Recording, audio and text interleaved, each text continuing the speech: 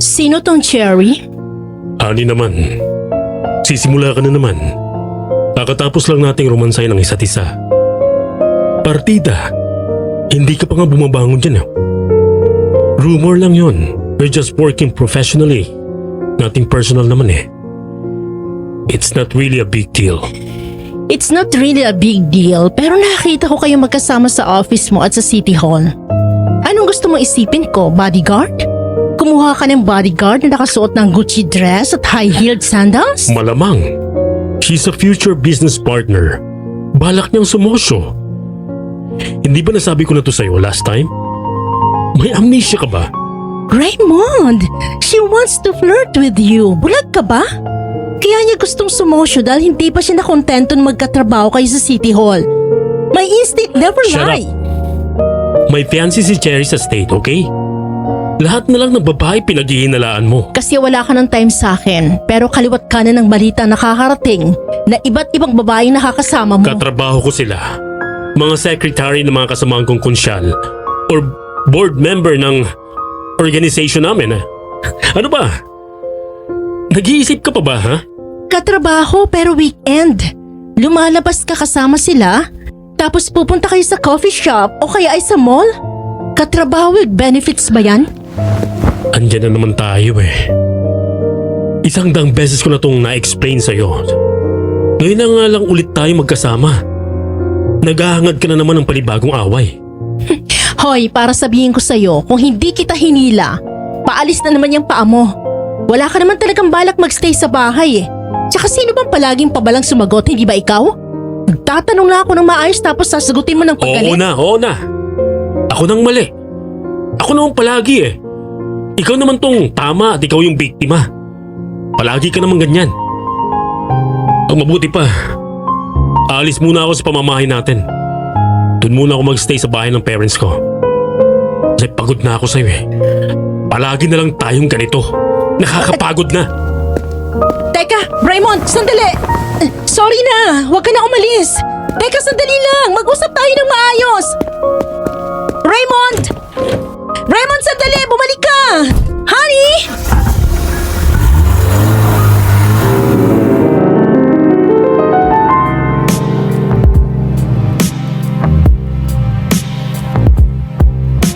Magandang araw po sa inyo, Miss Ligaya. Pati na rin po sa inyong mga taga-subaybay. Itago niyo na lang po ako sa pangalang Salome at naisipan ko pong magpadala ng liham sa inyong channel. Sa kadahilan ng gusto kong isiwalat ang lihim na hindi ko pa nasasabi sa maraming tao. Aaminin ko po na minsan na akong nagloko sa aking asawa at nakipagtalik sa lalaking mas bata sa akin. Nakakahiyaman pero hindi ko pwedeng itanggi ang isang bagay na pinili kong gawin. Sa pamamagitan ng aking pagkukwento ay unti-unti kong pakakawalan ang mga bagaheng nakaipon sa aking dibdib dahil na rin sa kasalanang nagawa ko. Hindi lang ito patungkol sa aking pagtataksil, may kinalaman din ito sa mga bangungot at nakakakilabot na karanasang nangyari sa amin ng asawa ko. Ang lahat ng yon ay bunga ng aking pagpili.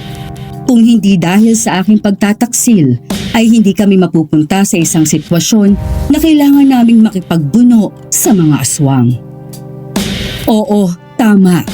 Totoo ang mga aswang at hindi lang basta aswang ang aking natagpuan. Mayroon din silang lahing engkanto. Bago ko simula ng kwento, magbibigay lang ako ng kaunting backstory tungkol sa asawa kong tawagin na lang natin sa pangalang Raymond. Mahigit 10 taon na po kaming kasal nang mangyari ito. Maayos naman po ang pagsasama namin sa simula, pero dahil sa isang pangyayari ay nagkalamat ang relasyon namin. Ang totoo po kasi niyan, gustong gusto na ni Raymond maging ama. Palagi niya po yung sinasabi sa akin. Ang kaso lang po, umattend ako sa isang beach party at nakunan ang baby namin dahil nadulas ako sa tabi ng pool. Nagalit siya sa akin dahil hindi niya ako pinayagan sa beach party na yon kasi ine-expect niya na mangyayari ang ganon dahil may pagka-clumsy akong kumilos lalo na kapag may kasiyahan. Nabuntis po ako ulit after nun pero 1 buwan lang ang anak namin. Namatay din ito dahil sa aking kapabayaan. Simula po noon ay nag-focus na siya sa trabaho niya bilang konsehal ng bayan at isang business owner. Ako naman po ay nag-focus sa aking negosyo ng paggawaan ng mga cosmetic product. Hindi na naging maganda ang aming pagsasama dahil nagkaroon ng lamat ang relasyon namin. Nagkakasundo pa rin naman kahit papaano pero mas madalas na parang aso't pusa kung mag-away. Kahit simpleng bagay ay hindi pinapalampas. Aaminin ko po, masyado akong selosa at si Raymond naman ay masyadong palakaibigan. Pero ewan ko ba, kahit ganon ay ayaw naming maghiwalay. Hanggang sa nilayasan na nga po ako ni Raymond at hindi ko siya makontak. Hindi ko kayang matulog nang wala siya sa tabi ko kaya nang 1 linggo na siyang hindi pa umuuwi ay naisipan kong pumunta kina Diana, ang best friend ko since college. Naabutan ko siyang abala para sa isang programa ng kanyang foundation na tumutulong sa mga katutubo sa Kabisayaan at may naisip akong plano.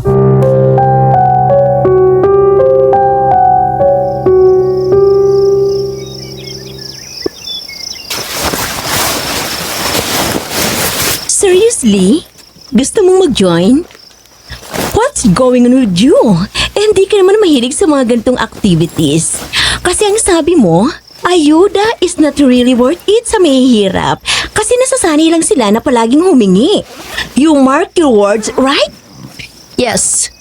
Ikaw naman itinatanggi sinabi ko yon.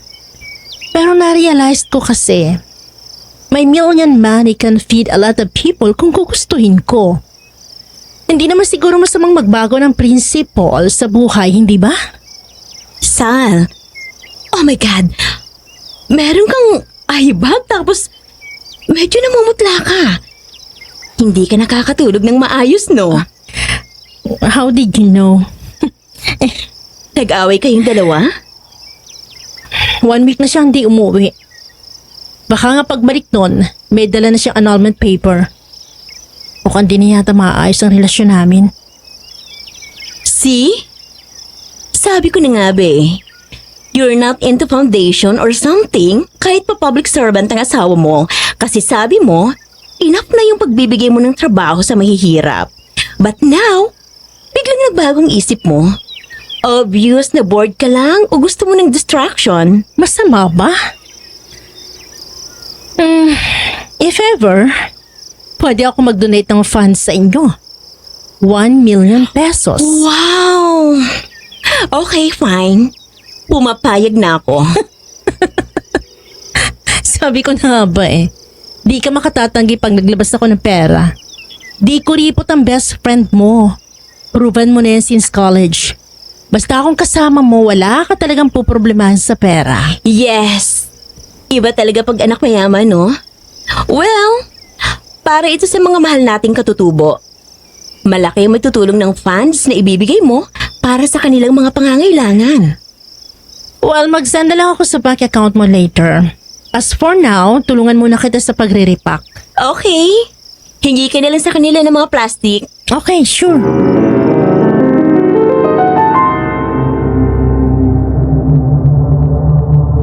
Pagkatayo ko sa aking kinauupuan ay pahangos akong lumakad papunta sa mga staff na nagre-repack sa dulo. Sa aking pagmamadali ay hindi ko na malayang nabangga ko ang isang lalaki. Kilala ko na ang mga staff na kaibigan ko pero ang isang to ay hindi familiar. Saglit akong natigilan para pagmasdan siya. Masyadong malakas ang kanyang dating. Moreno, malaki ang pangangatawan at maganda ang hugis ng muka. Sa totoo lang ay may kahawig siya. Tumingin ako sa kanya nang nakangiti.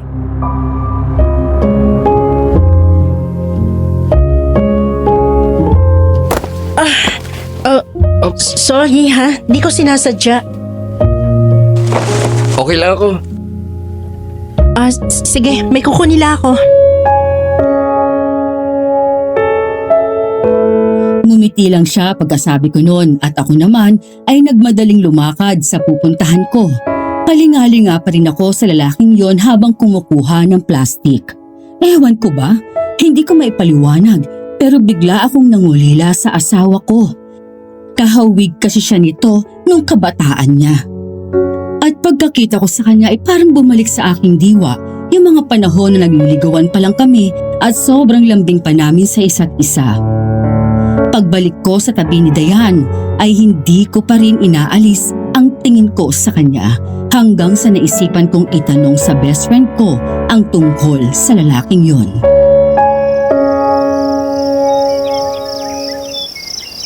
May bago ka palang staff ha? Si Diego. Actually, kahapon ko lang siya nakilala nung pumunta kami sa Panitan. Nakasalubong kasi namin siya at nagtatanong kung may offer daw kami na ekstrang trabaho. Nagkataon nga na wala si Kurt at may sakit ang asawa niya. So, siya na lang ang pinahalili ko para may katulong ang mga tao ko sa pagre-repack. Ibig sabihin, isa rin siya sa katutubong tutulungan nyo? Parang ganun na nga. Masipag ang binatang yun. Maraming alam na trabaho. Bukod sa nagtatanim siya sa bukid, tumutulong din siya sa kapitan nila sa mga gawain sa barangay hall. Ganun ba? Ilang taon na ba siya? 25 years old pero binatang binata pa. Wala pang asawa. I see. By the way, hindi ko nasabi sa'yo. This afternoon nang punta sa Panitan and overnight kami doon para malaman namin kung ano pang ibang problema ng mga katutubo na need namin i-address. What? Ngayon na pala agad? Hindi ba gusto mo sumama? Okay, fine. Sasama ako. Good.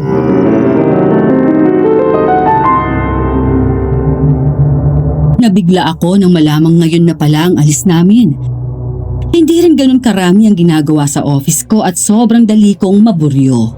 Dahil sa mga biglaan kong desisyon, namalayan ko na lang ang sarili ko sa loob ng van papunta sa isang liblib na baryo sa Panitan kung saan nakatira ang mga katutubo na aabutan namin ng tulong.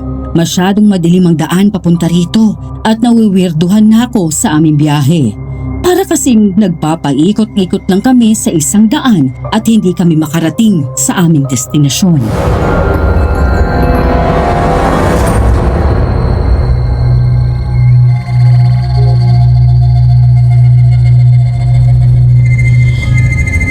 Manong? Hindi ba parang dito na tayo nang galing kanina? Bakit nandito na naman tayo? Hindi ko nga rin alam, ma'am. Pasensya na ho kayo. At ako'y litong-lito na rin. Doon sa dinaanan natin, parang roller coaster itong daan na ito. Masyadong magulo. Ganito rin yung nangyari kahapon nang papunta pa lang tayo, hindi ba? Mabuti na lang at kasama natin si Diego kaya naituro niya ang tamang daan. Hindi niyo po ba natandaan yung daan na itinuro niya? Hindi, ma'am. Nasaan ho ba si Jaco? Parang hindi yata natin kasama ngayon. Na-occupy kasi ni Salome yung space na para sa kanya.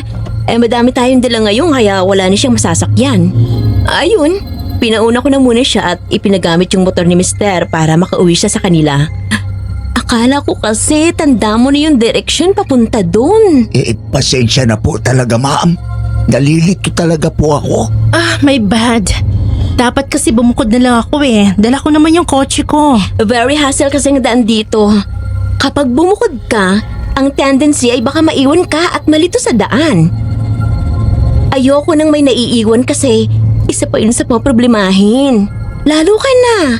May pagka-clumsy ka pa naman at masyadong malituhin sa mga daan. Kilalang kilala kita sa ugali mong yan. Sorry.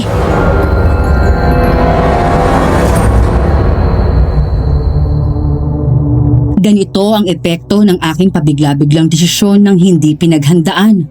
Mukhang maaapektuhan pa ang kanilang gawain dahil sa akin. Kung tutuusin, ay kaya ko naman talagang mag-drive ng mag-isa sa kotse ko. Ang kaso, hindi ko rin alam ang pupuntahan nila. Kilala pa naman ako ng best friend ko. One time na humiwalay ako ng sasakyan noong trip namin noong college at mag-isang nag-drive. Ibang sasakyan na nasundan ko at muntik na akong dalhin ito sa ibang lugar. Natakot siguro siyang maulit yon. Hindi ko rin nasabihan ang aking personal driver dahil nga biglaan lang at ayokong mang-abala ng tao sa padalos-dalos kong desisyon.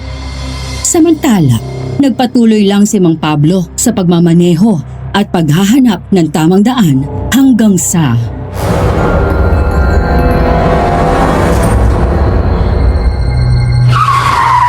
Ay! Manong, what's wrong? Muntik na tayong mabangga dun sa Ma'am Dayan, ano kasi Ano yun? may mga tumawid na anino. Ha? Wala naman. Ma'am Pablo, baka namamalikmata lang po kayo. Hindi po ako namamalik mata. Malinaw na nakita ng mga mata ko. Mga aninong naglalakad tapos sobrang bilis nila. Dayan, hindi kaya may mga ghost dito? O yung nakatirang mythical creature?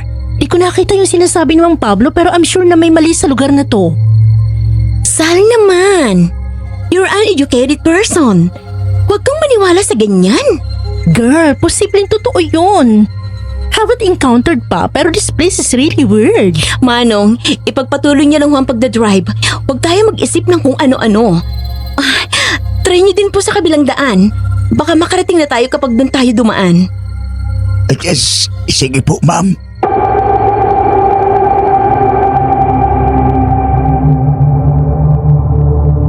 Habang tumatagal sa biyahe, ay hindi na rin maganda ang kutob ko sa lugar na yon.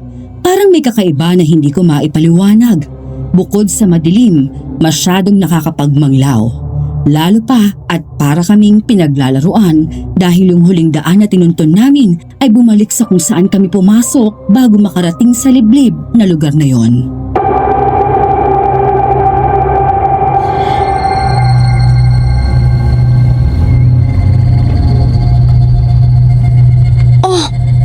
Ay bakit nandito na naman tayo?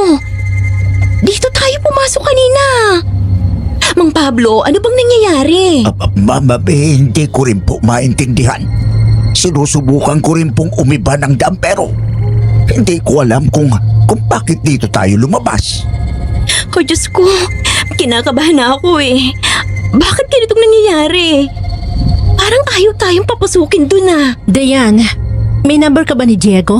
Hindi ba sabi mo siya yung mas nakakaalam ng mga daan since taga rito siya? Ay, oo nga pala. Binigyan ko siya ng phone kahapon. Wait, I'll try to call him.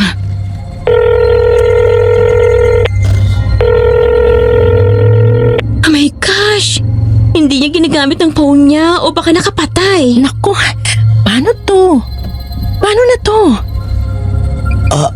Ma'am, baka po naengkanto tayo o pinaglalaroan ng kung anong elemento. Subukan po kaya nating baliktarin yung damit natin. Baka makapunta tayo sa ating pupuntahan. Ano? Mang Pablo naman. Hindi naman po totoo yun. Tsaka ang pangit naman kung gagawin namin yun dito. Eh may mga lalaki din tayong kasama eh. It's okay for me, Dayan. Naka-double tap ako. We need to believe Mang Pablo, at least for now. Hindi na talaga magandang kutob ko sa daan na to. Oh my God, San! It's okay. Di naman masyadong revealing yung sando ko eh. Subukan mo rin, Dayan. Wala namang mawawala. Ay, it's going crazy.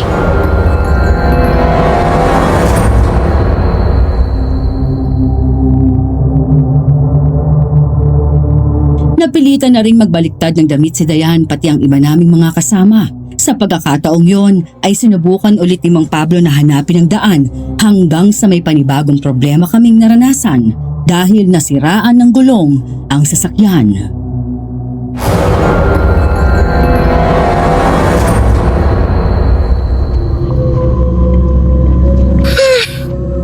Kapag minamalas nga naman oo, naflatan pa. Wait lang po ma'am, ayusin ko lang po ang gulong. Dayan, ano bang klaseng lugar to? Sobrang weird. That's the reason kung bakit bihira ang nagpapaabot ng tulong sa kanila. Kasi nakakaligaw tong daan. Baka hindi na sila tumutuloy para lalong bumisita sa kanila kasi hindi sila masyadong naaabot ng tulong ng mga tagalabas. Mukhang mapapasuko na rin tayo for today. Paano pa tayo magpapatuloy kung palagi tayong naliligaw? Ay, wait. Try ko ulit kontakin si Diego. Baka sumagot na siya this time.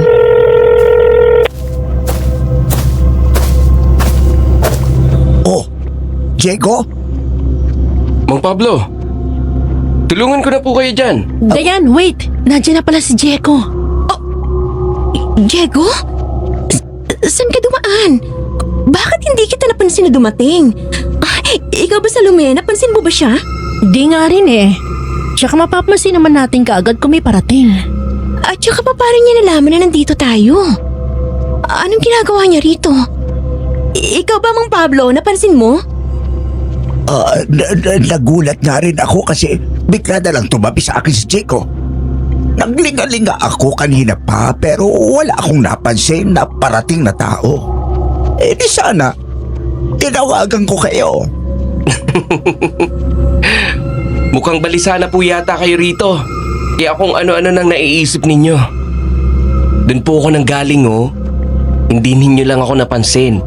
Kasi masyado kayo nag-aalala at iniisip ninyo na baka may nagpaparamdam na sa inyo rito. Ako na pong bahala. Sa ngayon, tulungan ko muna si Mang Pablo na maayos ang gulong. Sige iho, maraming salamat.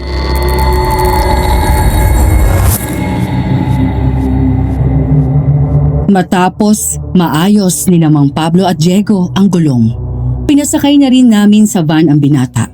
Napilitang mag-adjust yung sakay sa unahan para magbigay ng espasyo sa kanya at siyang nagturo sa amin ng tamang daan.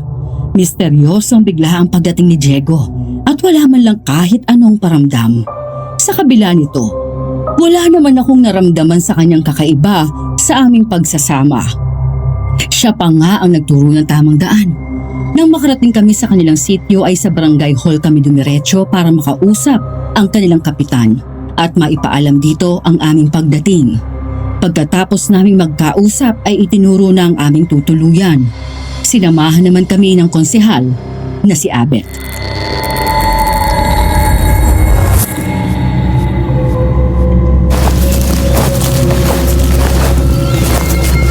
Dito muna kayo tutuloy pansamantala.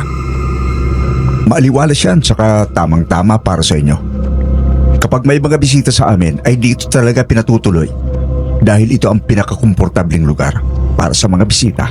Konsihal, sira po yata ang inodoro ng CR. Ilang beses ko na binuhusan pero ayaw lumubog. Nako, nakakalimutan yatang i-check ng tagapag-alaga. Minsan may mga tumutuloy rito hindi marunong gumamit ng inodoro. Palibasa ay hindi sanay ang mga tao rito na gumamit ng banyo. Huwag kayong mag-alala. Ipaayos ko na lang. Ay, nandiyan pala si Diego. Diego, marunong ka naman yata sa ganito. Ikaw na mag-ayos ng inidoro nang maggamit nila ng ayos. Hintayin nyo lang ha. Maayos din yun ni Diego. Magaling siya sa ganyan. Naku, paano po kaya yung konsihal? Ihing-ihi na po ako Kanina po sumasakit yung pantog ko. Teka, makigamit ka muna ng banyo.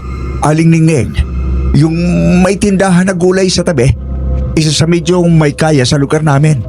Mabait yun sa bisita. Ganun po ba? Sige po. Ay siya, konting lakad lang naman yan. At nasa tabi lang. Opo, konsihal. Salamat po.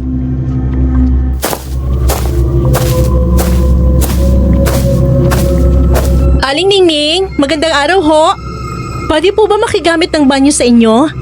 Sira lang po kasi yung inidoro doon sa tutuluyan namin. Ay oo naman. Tuloy ka. Doon ang CR sa padulong yon. Katukin mo lang at baka may tao. Sige po, salamat po. May tao po ba? Ay, naku, nagulat naman ako sa iyo, Neng. Pwede ba makigamit ng banyo?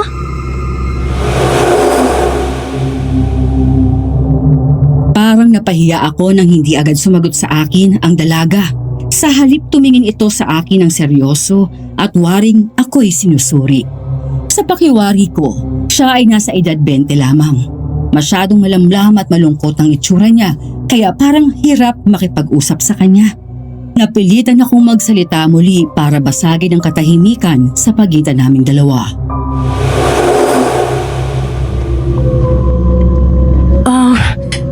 Pasensya na ha. Sira kasi yung inidoro doon sa tinutuluyan namin at aayusin pa siya. Makikigamit sana ako ng CR kung okay lang. Dayo po kayo rito? Ay, isa akong volunteer sa isang foundation na tumutulong sa mga katutubo. Dapat hindi na lang po kayo pumunta rito. Delikado sa lugar na ito. May isang lalaki na inaaswang ang mga babae. Ha? Anong ibig mong sabihin inaaswang? Madam, ang ibang lalaki ho rito ay hindi tao. At isa po ako sa nabiktima. Kaming dalawa ng kapatid ko. Kakamatay nga lang po ng kapatid ko ng 1 linggo eh. May aswang sa lugar na to. Maria! Nasaan ka? Ay sus Maria Sepia, nandyan ka lang pala. Kanina pa kita hinahanap. Halika, ikaw ang magtinda ng gulay at ako'y maraming gagawin. Sige po, tandaan niyo po ang sinabi ko. Ay, anong sinabi sa'yo ng babaeng yon? May aswang daw po sa lugar niyo. Ay sus, yang si Maria ay matindi nang sira sa utak. Kaya kung ano-ano nang nakikita, huwag mo siyang paniwalaan. Makakaapekto pa yon sa gagawin niyo rito. Ako nang humihingi ng pasensya sa kanya. Wala naman hong problema sa akin yon. O siya, sige po. Salamat po sa pagpapagamit niyo ng CR sa akin. Babalik na po ako sa tinutuluyan namin. O siya, sige. Walang problema. Basta't kapag may kailangan kayo, magsabi lang kayo sa akin, ha?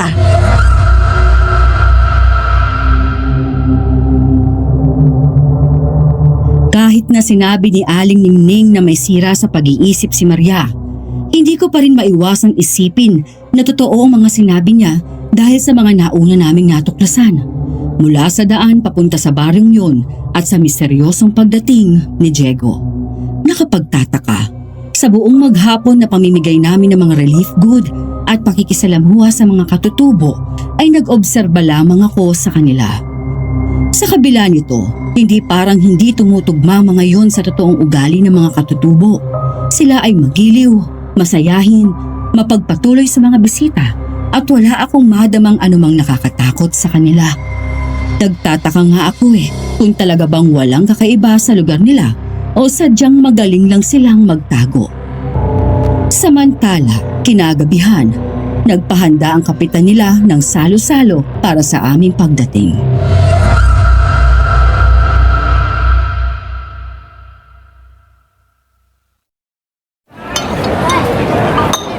Grabe! Sarap ng mga pagkain nila. Sa buong buhay ko, ngayon lang ako nakatikim ng mga pagkaing bukid. Worth it ang pagsama ko sa rito, Dayan. It's all thanks to your husband. Kung hindi dahil sa kanya, alam ko namang never ka magkaka-interest sa ganito. But see, because of what he did, nandito ka ngayon. I just remember pala yung pera isasend ko sa bank account mo. Walang signal dito Di ako makatawag sa sekretary ko para ma-process na yung pera. Siguro pag uwi na lang natin. Ano ka ba? No problem. Ang mahalaga, nandito ka at nag-enjoy. Sa bagay. Siya nga pala, may tanong ko lang.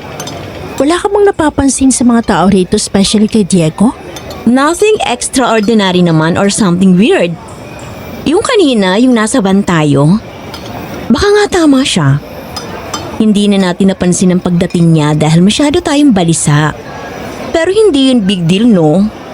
Sa mga tao naman dito, normal lang na medyo weird sila para sa atin at ibang tradisyon nila.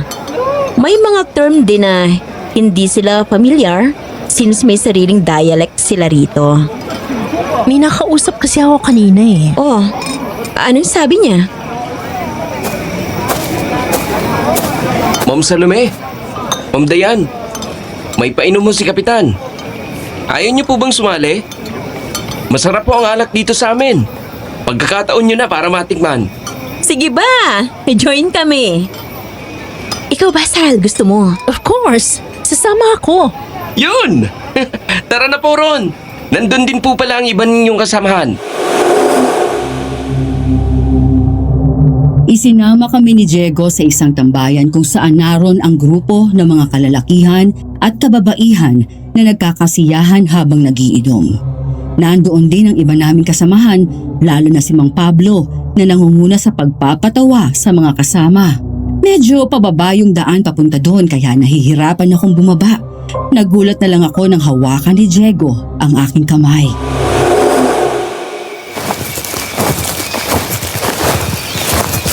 Kumapit lang po kayo sa kamay ko, ma'am.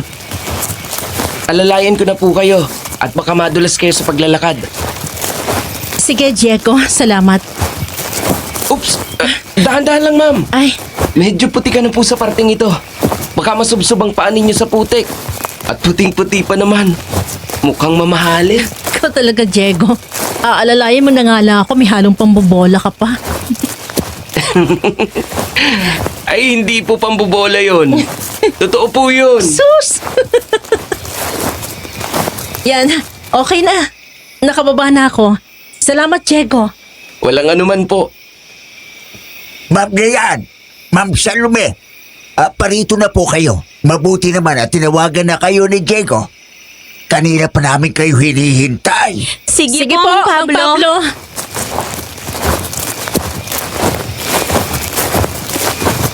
Siya nga pala, kabaryo.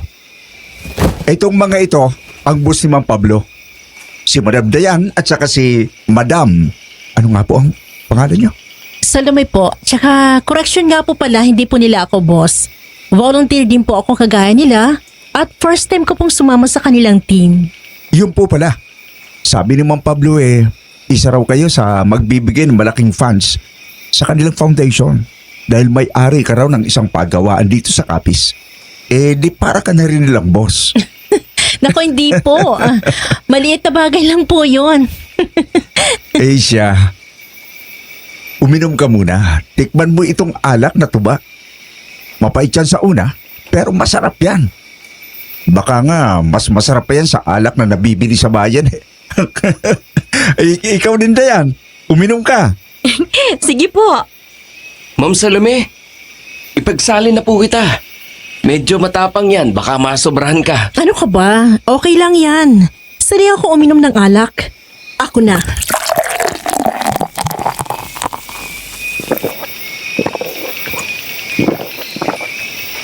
Matapang ba, ma'am? Tapang nga. Grabe. Mas matapang pa to sa kadalasan ko ino-order sa bar kapag gusto ko maging wasted. Wasted? Ano po yun? Wasted. Salitang English yon na kasing kahulugan ng lango sa alak o sobrang lasing. Nagiging wasted ang tao kapag maraming nainom na alak.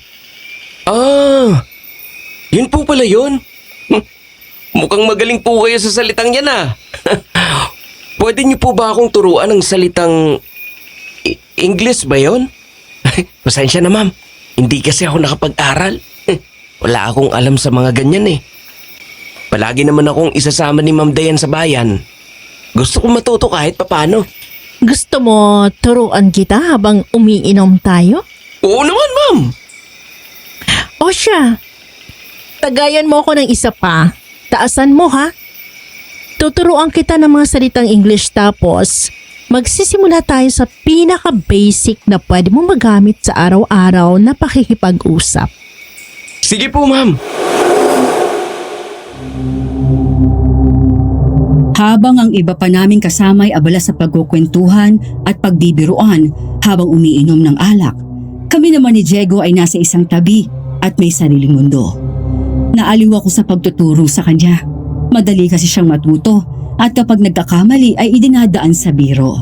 Parang bigla akong nalimutan ng hindi magandang impresyon sa kanya at unti-unti ay nagiging komportable na akong kasama siya. Lalo na at nakikita ko sa kanya ang asawa ko noong binata pa ito.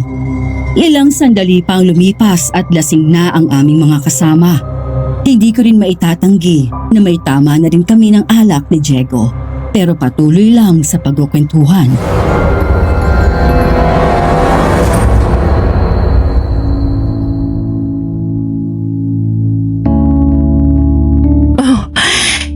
In fairness ha, masarap kang kausap. Sige na, tagayan pa kita para mas matagal pa ang ating kwentuhan. Sige po. Ma'am, yan ang gusto ko sa inyo eh. Palagi kayong ganado. Siyempre, ako pa ha. Ako pa ba? Lalo na't ganado ka rin. Mas lalo akong ginaganahan.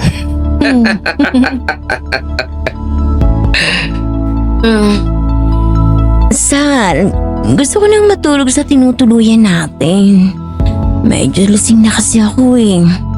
ganin din yung mga iba nating kasama oh. Yung iba, nauna na kasi kanina pa lasing. Sabay na tayo kasi natanglasing ka na rin. Mauna ka na siguro, Diane. May iwan na kami ni Diego rito. Siya nang bahala sa akin. Sigurado ka ba? Hoy, Salome. Huwag mong kalimutan na. Kasal ka pa rin sa asawa mo. No flirting muna with other guy. What do you mean? Mukha pang nakikipag-flirt na ako kay Diego? No! Baby boy ko kaya siya. I'm 38 and he's 25. No way. Sus! Pero kung makalingkis ka sa kanya, sige ikaw ang bahala. Sobrang nahihilo na talaga ako. Sige na, tulog ka na. Sige, sumunod ka na lang doon. Okay, no worries. Sige. Ako bahala. Ikaw, Diego, gusto mo na bang magpahinga? May tama ka na rin ng alak ko. Parang kanina mo pa yata ako dinititigan. Ang ganda nyo kasi, ma'am. Mas maganda pa kayo sa buwan. Sus! Yung ka na naman sa bisyo mo. Ano nga, suko na ba tayo? Magpapahinga na? Ikaw, gusto mo na ba magpahinga? Kapag magpapahinga ka na, magpapahinga na rin ako. Wala na pala tayong kasama oh. I think it's time for us para mag-rest na rin. Oh, Ma'am Salome, dahan-dahan. Sabi mo, kaya mo pa. Nahihilo ka na Hindi. Nahihirapan ka na maglakad. No, don't worry, Diego. Kaya kong i-handle tong sarili ko. Party girl ako nung kabataan ko, kaya sanay ako maging wasted. Ang kaso ngayon, hindi ka nakabataan. Maganda ka lang. Kaya hindi halatang nasa 30 Yang ka ka na na. naman sa pambabola mong yan. Ikaw talaga. Sige na, ma'am. Wasted na kayo. Natandaan mo yan ha. Oo naman. Hayaan mo na akong ihatid ka para makapunta sa tinutuluyan ninyo ng ligtas. Sige na nga. Sige.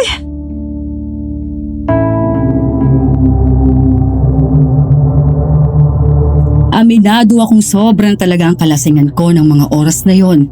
Kaya napakapit na lang ako kay Diego nang alalayan niya ako sa paglalakad. Hindi naman ganong malayo ang tinutuluyan namin sa tambayan, kung saan kami nagiinom kaya nakampante ako na mabilis lang niya akong maihahatid.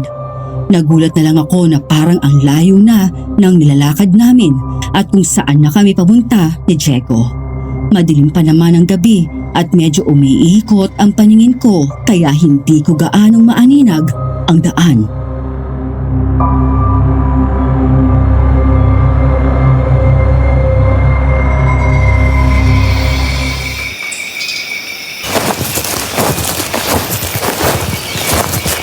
Diego, di ba malapit lang naman yung tinutuluyan namin ha? Ba't parang alayo na ng nilalakad natin? Saan ba talaga tayo papunta? Lasing ka na kasi, ma'am. Kaya wala ka nang alam sa nangyayari. Sarado na yung tinutuluyan ninyo kaya hindi ka na makakapasok doon.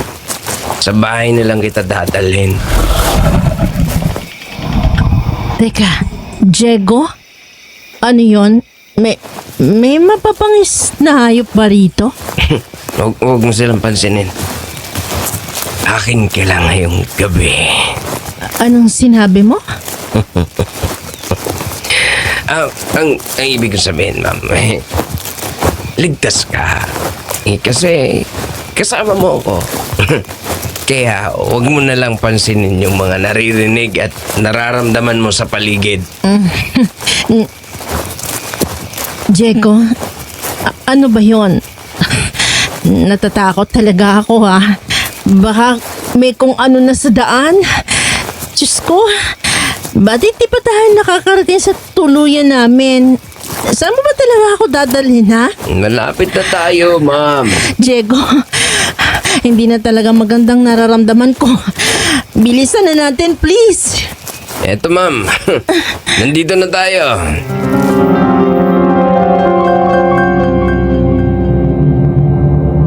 Bagamat lasing na ako ay may kamalayan pa rin naman ako sa mga nangyayari. Dinala ko ni Diego sa isang maliit na bahay na kawayan ang dingding. Mayroon doong maliit na papag na napapatungan ng banig. Dahil sa sobrang hilo ko ay natumba ko sa mismong papag. Nakaakbay si Diego sa balikat ko kaya kasabay ko siyang tumumba at bumagsak siya sa mismong ibabaw ng katawan ko. Doon ko lalong napagmasdan ang kagwapuhan ng binata. Hawig talaga ito kay Raymond noong kabataan pa niya. Napahawak ako sa kanyang dibdib at minasahi yun. Parang nag-init ang buo kong katawan. Hindi naman tumututol sa akin ang binata at hinayaan niya lang ako.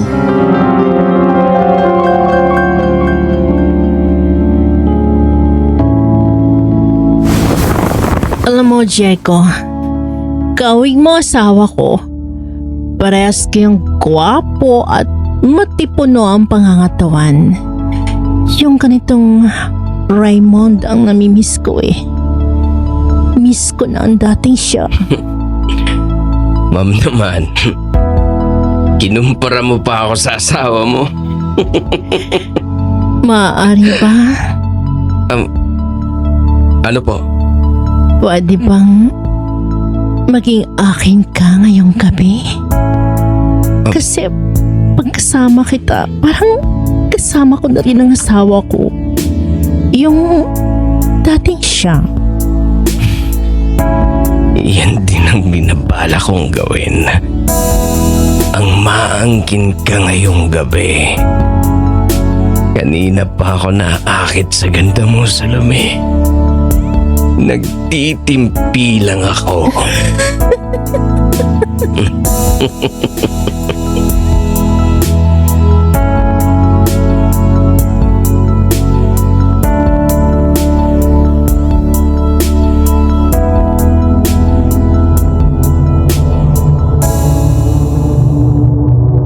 Ewan ko ba kung anong pumasok sa utak ko ng mga sandaling yon dahil bigla ko nilang hinila ang batog ni Diego para ilapit sa mukha ko. Pagkatapos ay madiin kong siniil ng halik ang kanyang labi. Ilang saglit lang at gumaganti na rin ang halik ang binata. Mas agresibo at mapusok, kaya naman mas lalo akong nanggigigil. Medyo nahihilo ako dahil sa alak pero hindi ko na ito masyadong dama dahil nilalamon na ako ng pagkasabik.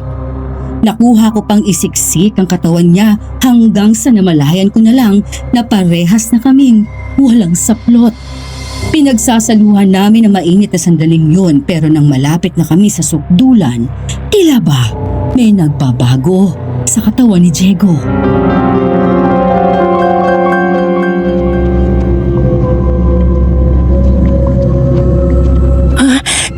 Diego? Anong nangyayari sa'yo? Diego, bakit? Tumahimik ka.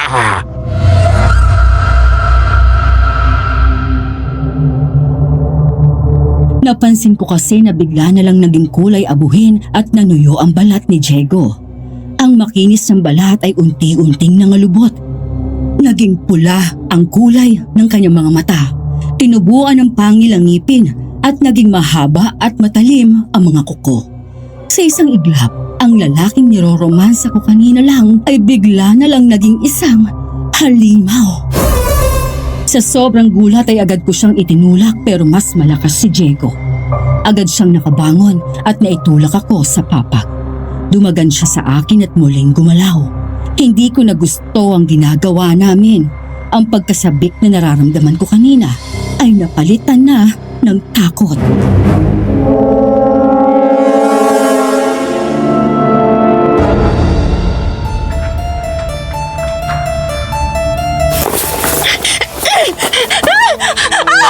Lumayo ka sa akin, aswang ka!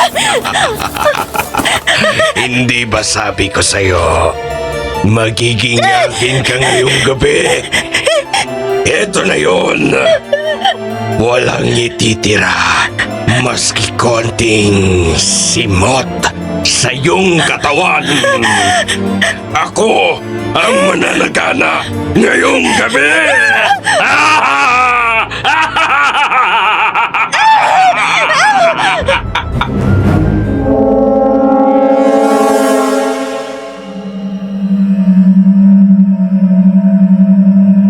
Mas lalo akong nangilabot sa kanyang paraan ng pagsasalita.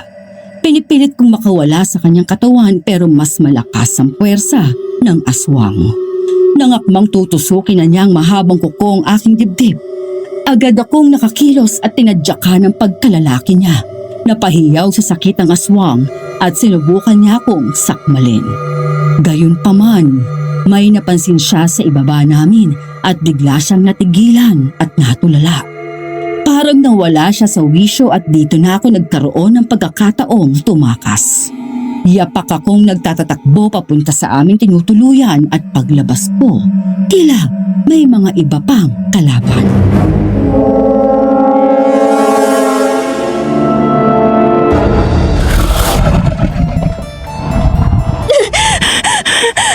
Diyos ko, bakit ba ganito itong lugar na to?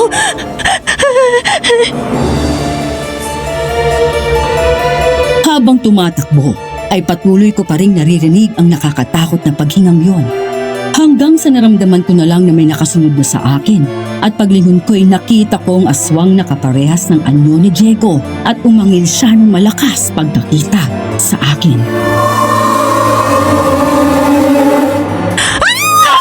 Tulong! Tulong!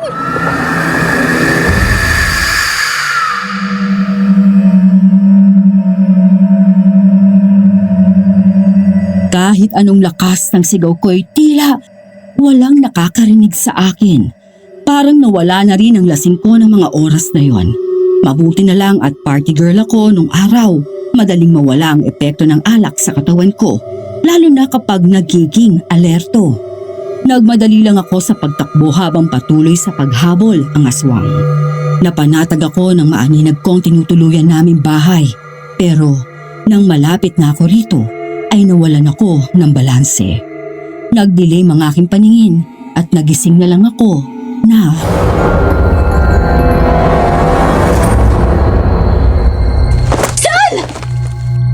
Diana! Nasaan ako? Iyong aswang, wala na ba siya? Anong aswang? Girl, lasing ka pa yata hanggang ngayon eh. Sabi ko naman kasi sa'yo kagabi na sumama ka na sa akin. Kasi halata ako sa itsura mo na sobrang wasted ka na. Alam mo bang nakita ka ni Mang Pablo kagabi na nakahandusay sa lupa? Natumba ka na sa sobrang mong kalasingan.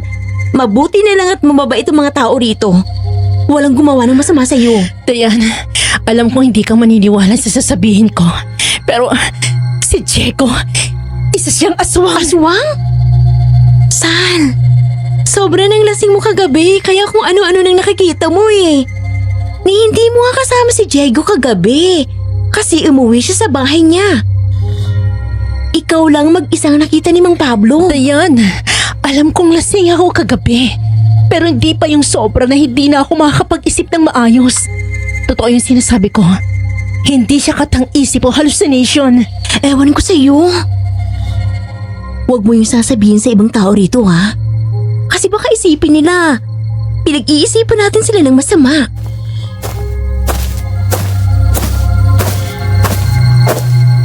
Ma'am Gayan, okay na po ang lahat. Makakaalis na tayo. Nandiyan na ba si Diego? Opo ma'am, kanina pa siya nakarating at handang-handa na. Mabuti naman. Ano? Kasama si Diego? Of course! Siya ang guide natin para hindi maligaw.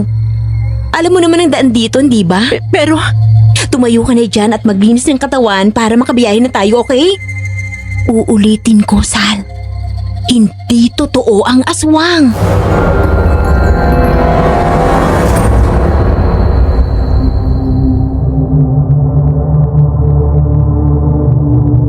Napahinga na lang ako ng malalim.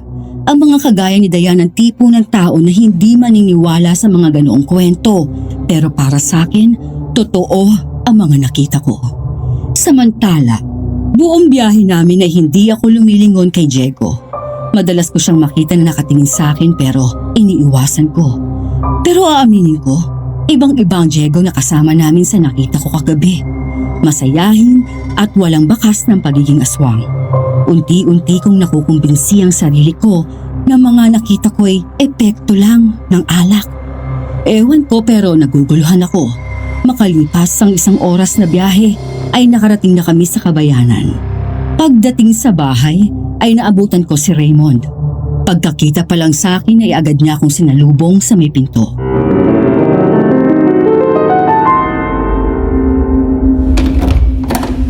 Raymond? Kailan ka pa dumating? Ikaw, saan ka nang galing? Sa foundation ni Dayan, nag-volunteer ako.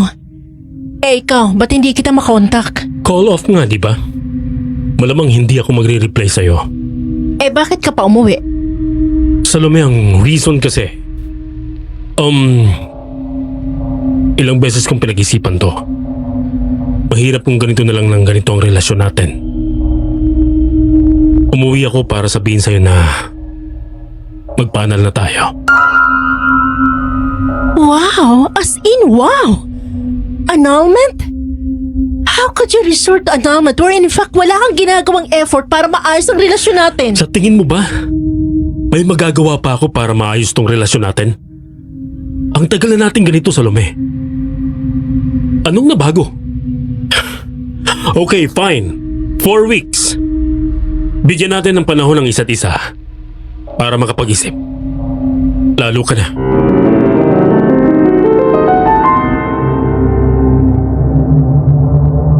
Wala akong naisagot sa huling sinabi ni Raymond dahil para akong nawala ng lakas.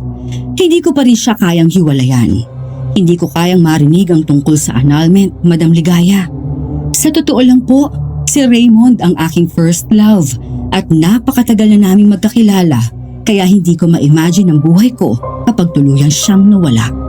Simula noon, sa bawat araw na nagkakasama kami ay palagi kong ipinararamdam kay Raymond kung gaano ko siya kamahal. Minsan ay napapansin niya, minsan ay hindi. Pero patuloy lang ako sa pagbibigay ng effort. Hanggang sa isang gabi, may isang pangyayari na bigla na lang ipinaalala sa akin. Mag-isa lang ako noon sa kwarto dahil hindi pa umuuwi ang aking asawa nang may marinig akong malakas na anghel sa labas.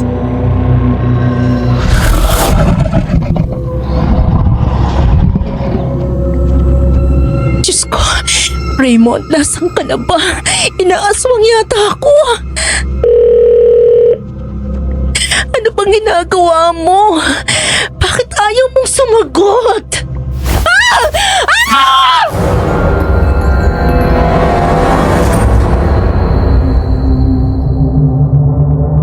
Napasiksik na lang ako sa isang tabi nang makitang nabasag ang salamin ng bintana dahil may bumato. Lumabas dito ang abuhing kamay na may mahabang kuko. Nagpatuloy pa sa paggalaw ang nilalang kaya mas lalo akong natakot. Mga ilang saglit lang at nagawa na rin itong ipasok ang katawan niya ng buo sa bintana. Lumitaw ang nilalang na nakita ko nung may nangyari sa amin ni Diego. Palapit na ito ng palapit sa akin. Gusto kong tumakbo pero para akong naistatwa.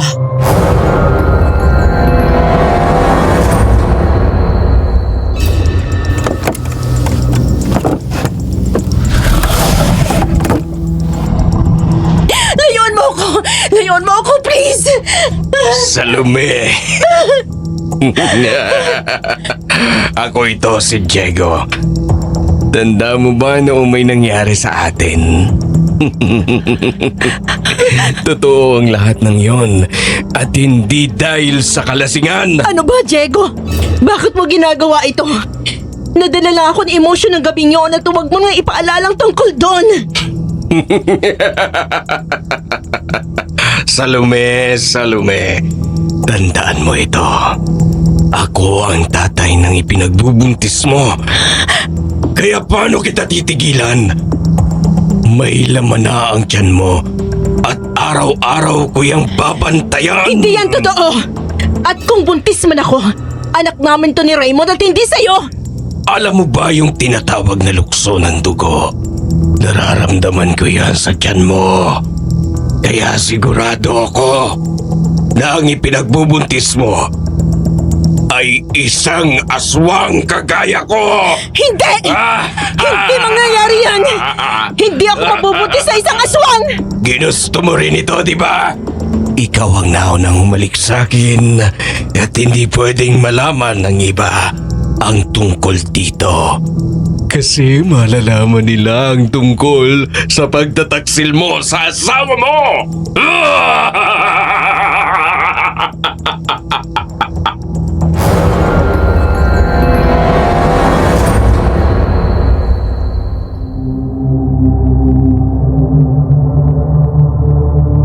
Habang tumatawa ang nilalanga, idininga ko ang aking mga mata at nahagip ng paningin kong nakasabit na rosaryo sa picture frame na nasa harapan ng aking kama. Agad akong kumilos para kuhanin yun, pero mas mabilis ang nilalang at napigilan niya ang aking paggalaw. Pabagsak niya akong itinulak sa kama. Alam kong wala na akong laban na mga oras na yun, kaya napapikit na lang ako. Ilang saglit pa, narinig kong pagkaluskos sa may pinto. Pagkamulat ng aking mga mata ay nawala ng aswang at narinig ko na lang ang malakas na pagbagsak mula sa bintana. Mga ilang saglit lang ay pumasok si Raymond at nagtaka ito sa mga nakita.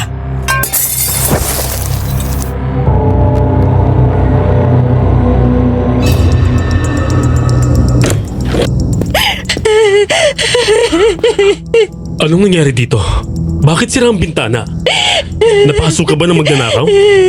Raymond! Salome, magsalita ka. Anong nangyari sa'yo?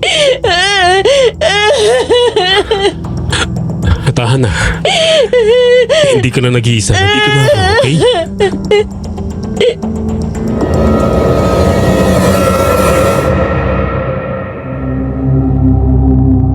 Naramdaman ko na lang na tinapik ni Raymond ang aking balikat. Magkahalong emosyon ang aking nararamdaman. Takot at konsensya. Nilalamon na ako ng konsensya na nagawa kong magtaksil sa aking asawa at takot dahil sa pagpapakita ng aswang. Hindi nagkamali si Diego sa pagsasabi na buntis ako. Kinabukasan ay nagpa-check up ako at kumpirmadong buntis. Yun din ang araw na magdedesisyon na kami kung itutuloy pa ba ang annulment. Kinakabahan na ako kasi wala man lang naging pagbabagong relasyon naming mag-asawa. Alam kong hindi kanya ang bata sa tiyan ko, pero may naisip ako ang plano.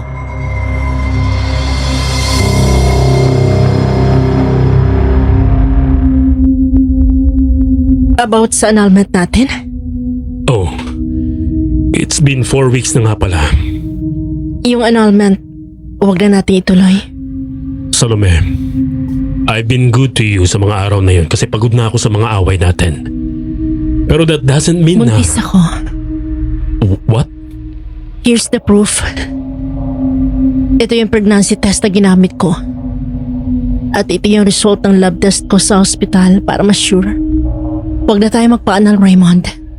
Buntis na ako. Are you sure na hindi fabricated yan? Ginawa mo na rin yan last time. Raymond, ito ang contact number ng doktor na nag-check up sa akin. Pwede kang tumawag sa kanila. O kung ayaw mo maniwala, magpa-check up tayo sa iba. Ikaw mismong pumili ng ospital o doktor na pagdadalan mo sa akin. Kasi baka isipin mo binayaran ko lang No, or... shut up. Teka lang ha. Sigurado ka ba na sa akin yung bata? Raymond naman, walang ibang gumalaw sa akin. May nangyari sa atin last time, di ba?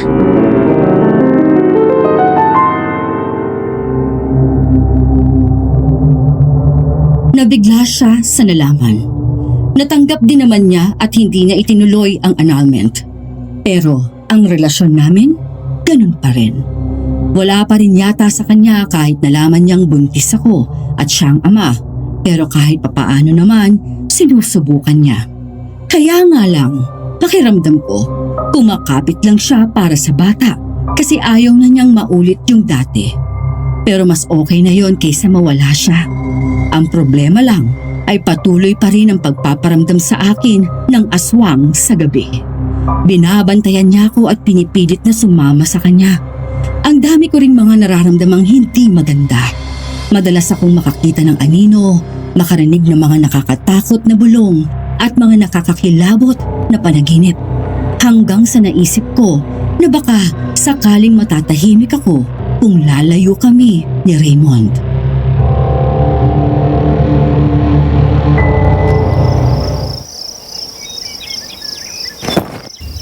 What is this, Salome? Nag-iimpake ka. Umalis na tayo dito, Raymond. Sa Maynila na tayo tumira. For what? Tsaka bakit nababalisa ka? May hindi ba magandang nangyayari sa'yo? Hindi magandang environment natin sa pagbubuntis ko, Raymond. I always have a nightmare tuwing gabi. Baka makaapekto to sa bata, so kailangan nating maghanap ng maayos na environment. Okay. Sa Iloilo na lang tayo para nadadalaw pa rin kita. Konsehal ako ng bayan na to. So hindi ako pwedeng permanenteng umalis dito. May alam akong magandang area doon. Kahit saan, Raymond, basta makalayo rito. Salamat.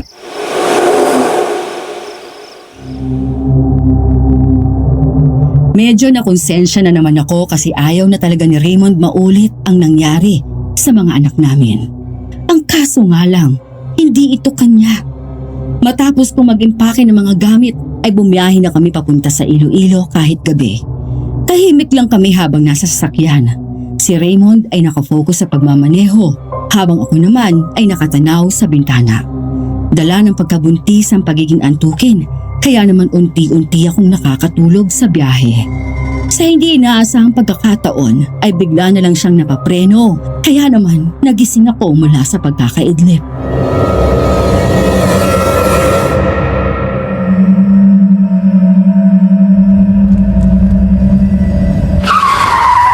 Ba't ka nagpreno? Anong meron?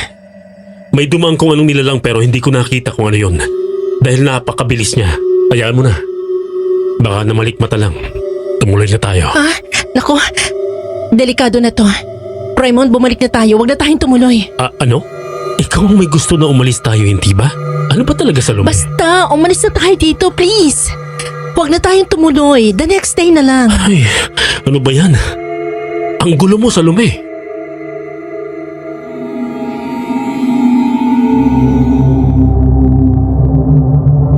Bagamat nairita si Raymond sa gusto kong mangyari, nagawa pa rin niyang iliko ang aming sasakyan para bumalik sa aming pinanggalingan. Buong akala ko'y makakaligtas na kami mula sa kapahamakan, pero sa kalagitnaan ng aming biyahe ay biglang lumagapak sa bubong ng aming kotse ang isang nilalang.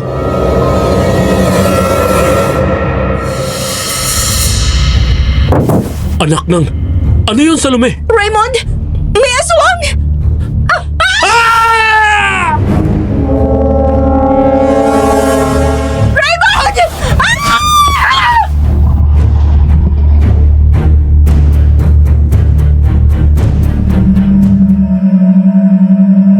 Lumitaw ang aswang sa harap na ang aming kotse, kaya gayon na lang ang pagkabigla naming mag-asawa. Nataranta si Raymond kaya lalo niyang binilisan ang pagpapaandar hanggang sa tumama na lang ang sasakyan namin sa puno. Tumama ang aking ulo sa dashboard kaya nasugatan ito at hindi ko maalis ang ulo sa pagkakayuko. Nakita ko na lang si Raymond na nakasandal ang ulo sa upuan at sugatan. Sinubukan ko siyang abutin pero nahihilo ako at hindi makagalaw. Unti-unti na akong nawawalan ng malay. At bago magdilim ang aking paningin, nakita ko ang figura ng aswang. Pagkatapos ito ay nagising na lang ako sa hindi pamilyar na lugar. Gawa sa kawayan ng bahay at mukhang makaluma. Maya-maya'y pumasok na ang lalaki. Napabangon ako nang makita si Jem.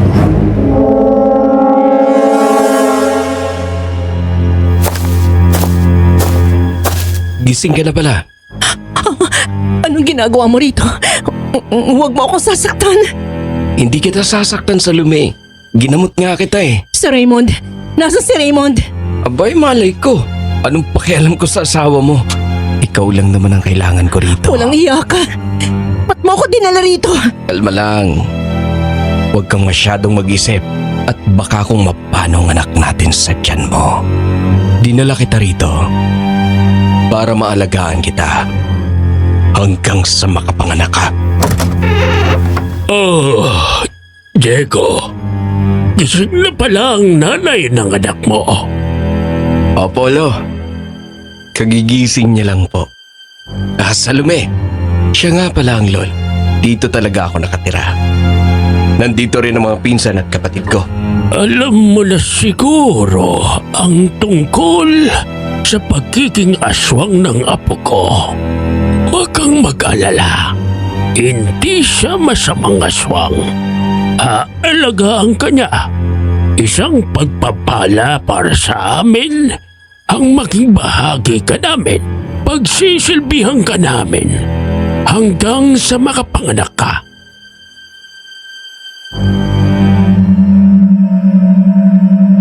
Hindi ako makasagot sa tinurang yon ng matanda. Parang naumid ang dila ko dahil sa takot. Masyadong kakaiba ang itsura niya. Walang balintatawang mga mata, kulot na kulot ang puting buhok at kulubot ang balat. Halatang hindi siya tao. Gusto kong umalis sa lugar na yon, pero hindi ko alam kung papaano. Lalo na at parang nakabantay sila sa labas ng silid. Nakita ko rin ang mga kapatid ni Diego. Lahat sila ay mga lalaki. Maghapon lang akong nasa loob ng kwarto. Dinadalhan nila ako ng pagkain pero hindi ko to kinakain dahil walang lasa at hindi ko alam kung anong luto ng mga yon. Natutuliro na ako, Madam Ligaya, kasi gusto ko nang makaalis lalo na at narinig kong usapan sa kabilang silid. Akala siguro nila ay tulog ako, kaya malakas ang loob nilang mag-usap ng ganon.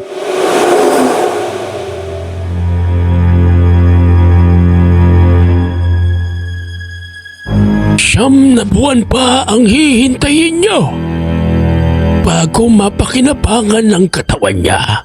Kung natatakam na kayo, maghanap muna kayo ng ibang babaeng bibiktimahin. Tandaan niyo, nakalahi natin ang kanyang ipinagbubuntis. Kaya hindi natin siya pwedeng galawin hanggat hindi ito na ilalabas. Ikaw naman kasi, Diego, kahit kailan talaga, hindi ka marunong. Sinabing huwag mong titingnan yung nasa ibaba. Alam mo naman na kahinahan nyo ng mga dangga ang bagay na yon. Pasensya na, Lo. Ang hirap naman kasing pigilan kapag nasa ganong sitwasyon ka na. Tumigil ka na. Atas ngayon, ako ang pagreklamuhan mo na hindi mo agad makain ang karne ng babaeng yan. Pakatandaan nyo na hindi natin pwedeng patayin ang mga sanggol na nabuo nyo dahil ito ang magpaparami sa lahi natin. Hayaan mo at kapag kabuwanan na niya, unti-untiin mo na ang pag-isipan kung paano mo pagpipira-pirasuhin ang katawan niya. Diyos ko, papatayin nila ako dito. Anong gagawin ko? Kailangan kong makatakas dito.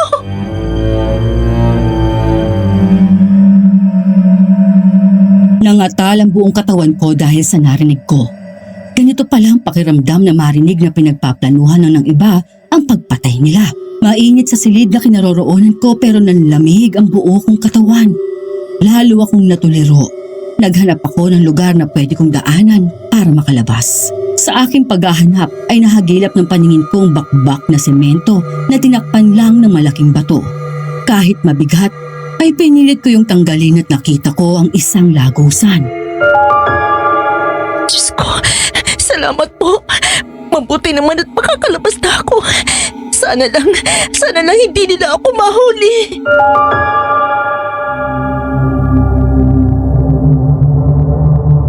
Naglinga muna ako sa paligid. Nakiramdam ng mabuti para makasigurado kung may makakakita ba sa gagawin ko. Nakahinga ako ng maluwag nang wala akong maramdamang anuman. Unti-unti kong ibinaba ang katawan ko sa butas. Bumagsak ako sa lupa. Sobrang sakit ng aking katawan pero sinikap kong hindi makagawa ng anumang ingay. Napatakip ako ng ilong sa sobrang baho. Amoy nabubulok na karne. Inilinga ko ang aking mga mata at nakita ko mga nagkalat na buto ng tao. Halos hindi na ako makahinga pero nilakasan kong loob ko at naghanap ng lagusan. Nakita ko ang isang maliit na pinto sa itaas. Mayroon ding maliit na hagdan. Nagmamadali ko itong pinuntahan at saka ko pinilit na sirain yon sa pamamagitan ng pagpukpok ng bato rito.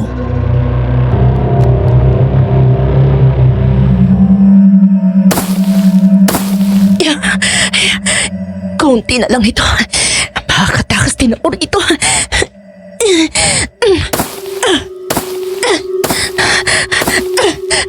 Diyos ko, baka mahuhuli nila ako.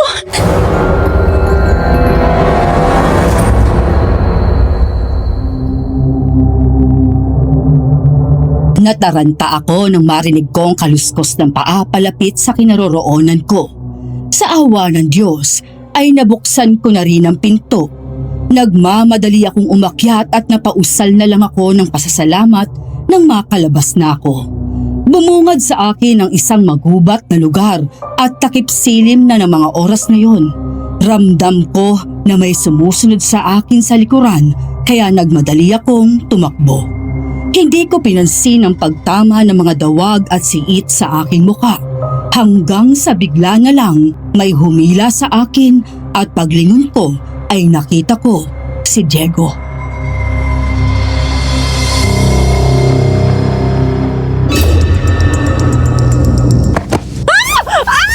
Sinusubukan mo bang tumakas? Mga walang hiya kayo. Papatayin niyo ako. Ba't yung ginagawa to sa mga babae, ha? Salome, may anak tayo. Kailangan ko makuha ang anak ko sa'yo. Pagkatapos nun, papatayin mo ako! Sumama ka sa akin. Hindi! Bakit ako sasama sa'yo? Ayoko pang mamatay!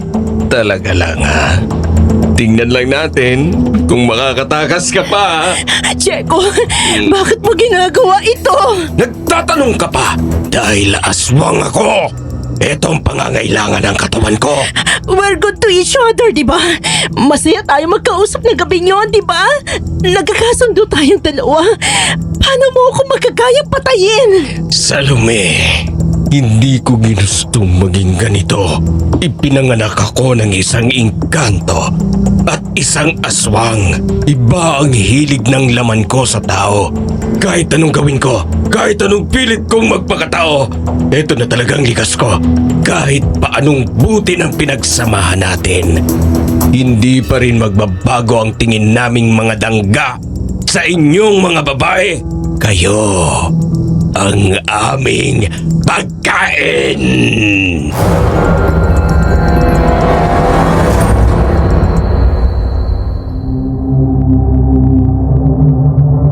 Nagulat na lang ako nang bigla akong binuhat ni Diego saka ipinagsak sa lupa.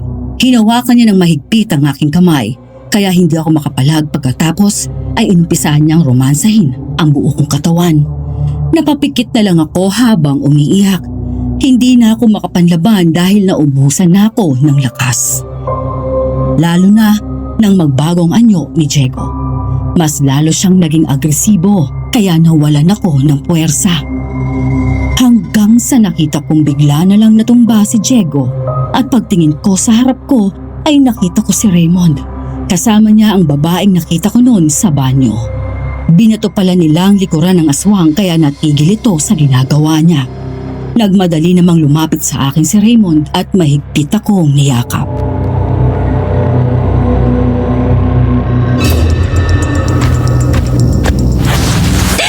Salome!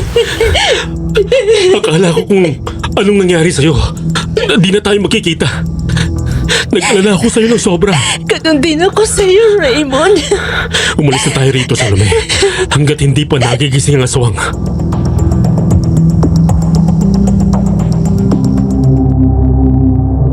Akmang itatayo na ako ni Raymond nang biglang hinawakan ni Diego ang aking binti at hindi ako makagalaw.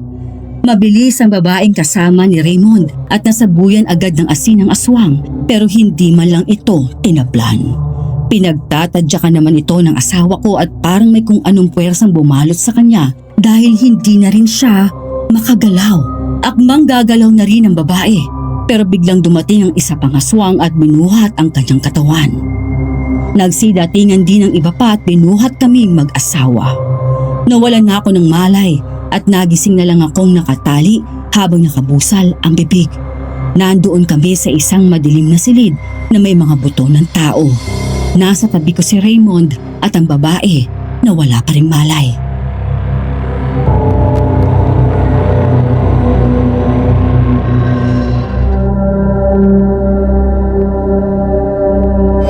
Raymond!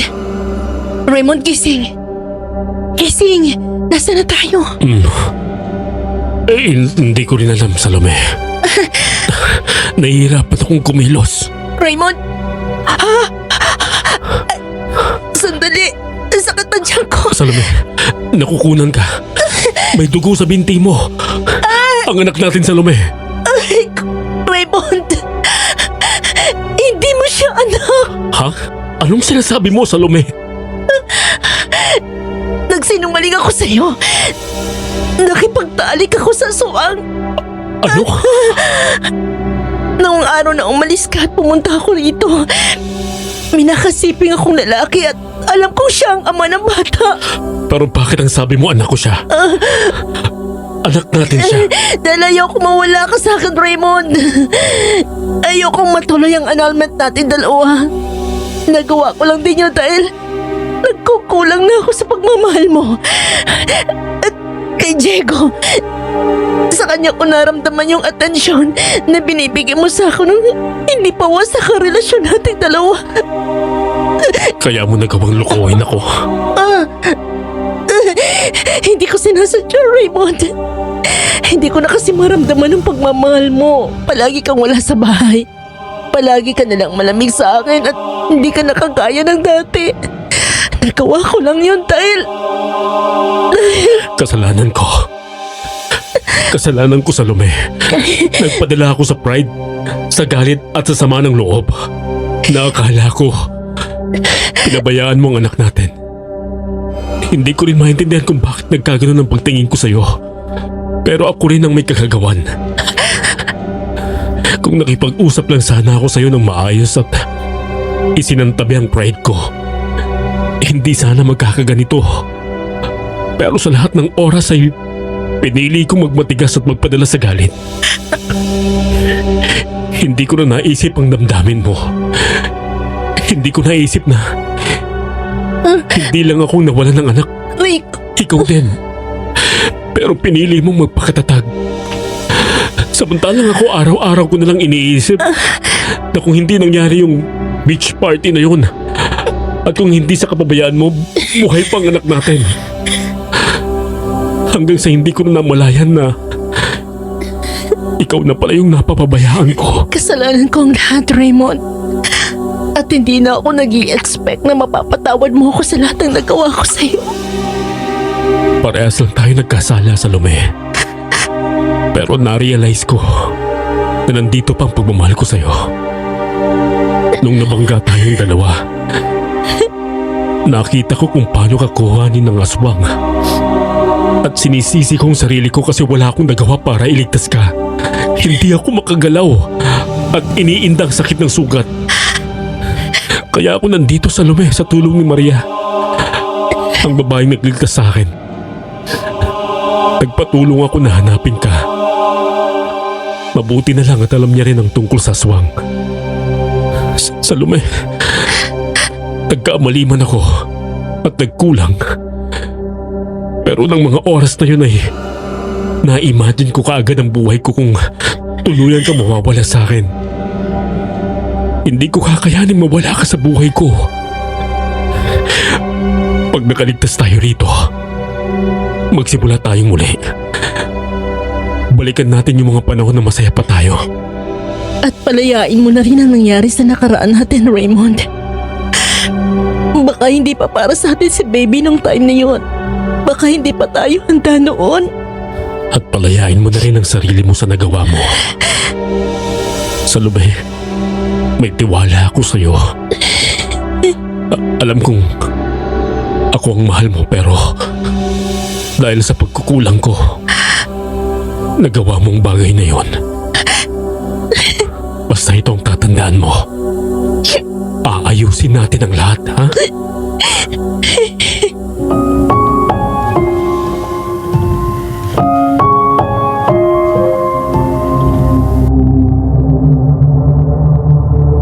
Hinawakan ko ng madiin ang kamay ng aking asawa habang patuloy ang pag-aagos ng luha sa aking mata. Maya-maya ay nagsidatingan na ang aswang. Nakatingin ang mga ito kay Raymond. Naalarma ako kaya lalo kong hinigpitan ang kapit sa kanyang kamay.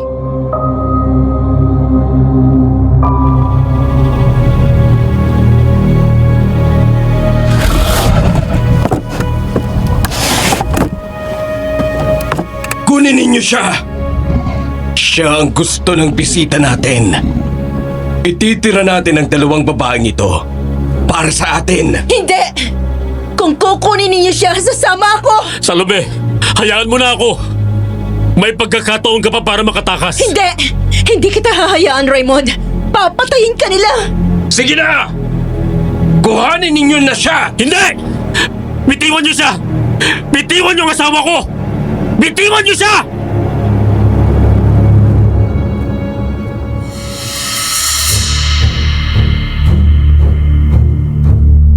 Wala na akong nagawa ng talian nila si Raymond sa upuan habang naghahasa ng malaking itak si Diego. Nagising ang babaeng si Maria sa aming tabi. Dahil ang atensyon ng lahat ay na kay Raymond, nagawang tanggalin ni Maria ang tali sa kanyang kamay. Pagkatapos ay may kinuha siya sa kanyang bag.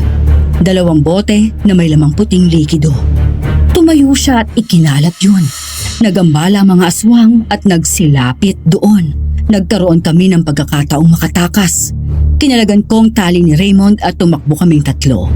Naghanap kami ng daan palabas. Inalalayan ako ni Raymond dahil masakit pa ang tiyan ko. Sa wakas, nakahanap kami ng lagusan at kailangan namin itong akyatin. Nauna nang umakyat si Maria at sumunod naman si Raymond. Sa kasamaang palad, sumabit ang damit ko sa nakausling bato. Naabutan ako ng isang aswang at pilit na hinihila ang paa ko.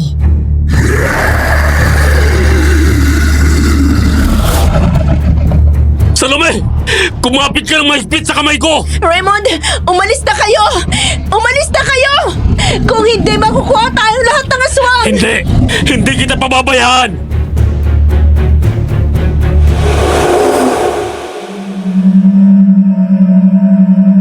Sa kinaroroonan ko'y naaamoy kong amoy ng usok ng bawang.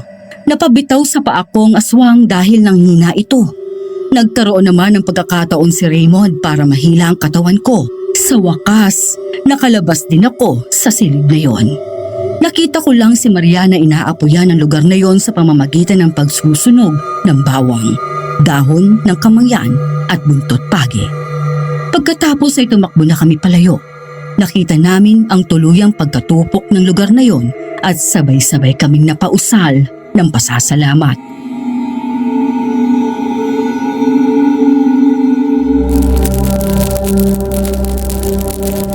Sa wakas, nakamit na rin ng kapatid ko ang hustisya. Ang lahat ng ito ay parte ng aking plano. At salamat sa inyong dalawa. Dahil nagkaroon ako ng pagkakataon para magawa ito. Ayoko silang patayin ng isa-isa. Gusto ko silang patayin ng sama-sama. Ano yung puting likidong isinabi mo kanina sa lupa? Pinaghalo-halong pulbo ng mais, puti ng itlog at Clorox. Artipisyal na alam nyo na, mahina ang mga dangga doon.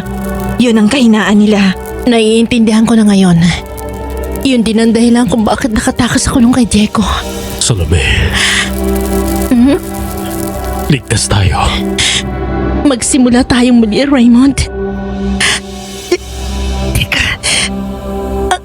Ang tiyan ko, Raymond. Salome. Aray! Salome? Maria, dalhin na natin siya sa ospital.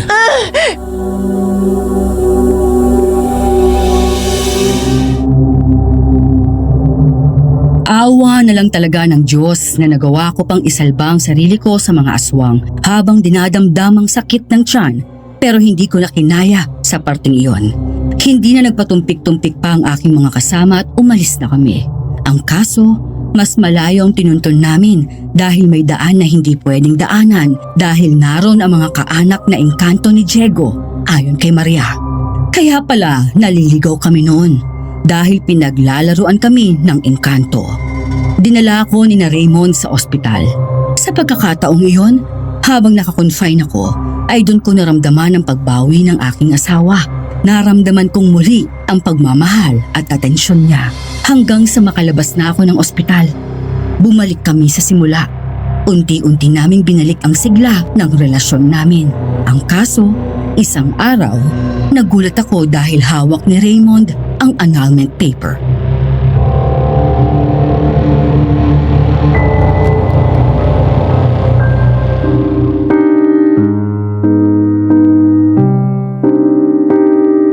Ba't mo hawak yan? Huwag mong sabihin na, Eto? Masama bang hawak ko to? Raymond, akala ko ba okay na tayo? Makikipag-anal ka pa rin sa akin?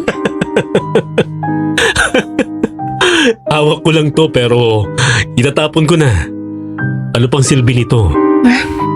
Hindi na tayo magpapanal. Ikaw talaga, pinakaba mo ako eh. Ano ka ba? Buntis ka na oh. Magkakaanak na tayo. Oo nga pala. Tsaka iba na tayo ngayon. Hindi na tayo babalik sa dati. Kasi pipiliin na natin ang isa't isa palagi. Oh, bakit ka umiiyak? Masaya lang ako, Raymond. Natutuwa ako kasi kahit nagkamali ako, napatawad mo pa rin ako. Ano ka ba? Tao ka lang din. Nagkakamali. At may pagkukulang din ako sa'yo. Hinding-hindi na yun mauulit, Raymond. Mahal na mahal kita. Mahal na mahal din kita, Salome.